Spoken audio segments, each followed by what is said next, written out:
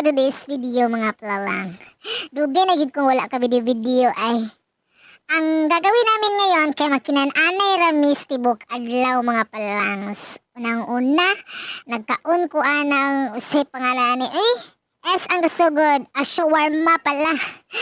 Shawarma, nakinan-anay talaga kami ni Melanie, pero hindi nagpakita si Melanie mga palalangs.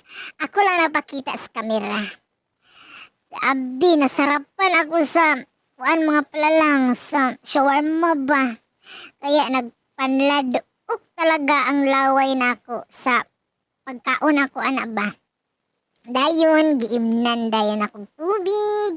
Pagkahuman sa shawarma mga palalangs, kainan dayon nato og cornetus. Cornetus ba yan? Kasi binilian ni Melanie. Grabe talaga to si Milans mga palalangs nga. Dami talagang pira ni Mamilans. Oy, salamat Mamilans sa paglibre ni mo sa akin. With feelings talaga ang pagkaon ko sa corneto mga palalangs. Pati rin si Palalang Milans. With feelings talaga ang pagtilap-tilap niya ay. Yan si Palalang Milans mga palalang. Tapos paniud ko na naman mga palalangs.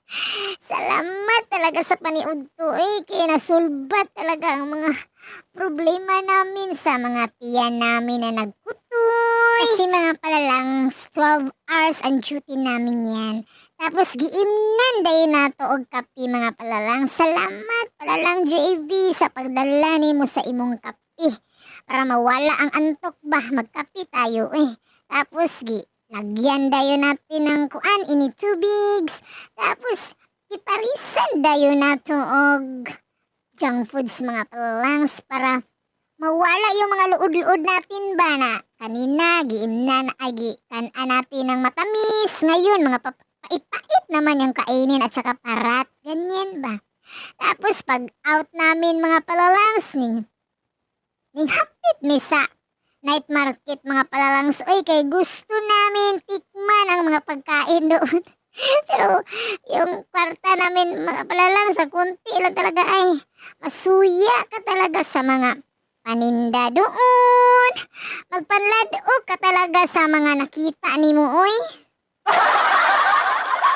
Yan ang unang binili namin.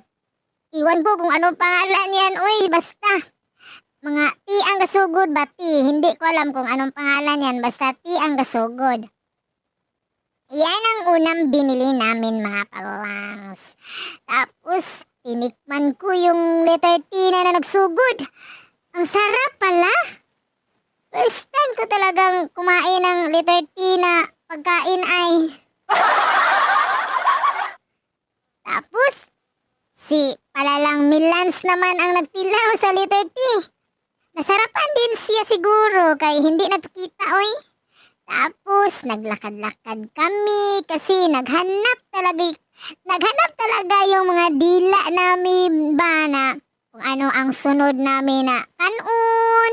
Yan ang in-order ni Mamilans, ni Palalang Milans na anong pangalan niya? H ang gasugod. Tapos naubos na yun. Naglakad-lakad na naman kami kung ano ang kainin namin na pangatlo. Basta si Palalang Milans talaga yung kasama natin mga palalang. Maubos talaga ang pira niya. Ayan na. Diyan kami na stock up. Stock up ba yan mga palalangs? Pero umuwi kami muna tapos bumalik na naman kasi yung tiya namin naghanap ng fries ba. Kaya binalikan namin yung fries palalangs na merong juice. Tapos binili na naman ni Palalang Milan. Salamat talaga Palalang Milan sa mga pagkain na gipalit nimo. Maka-apil jud ko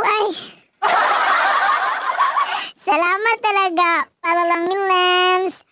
Dayon naglakad-lakad na dayon mi, pauwi na dayon mi, and that's all.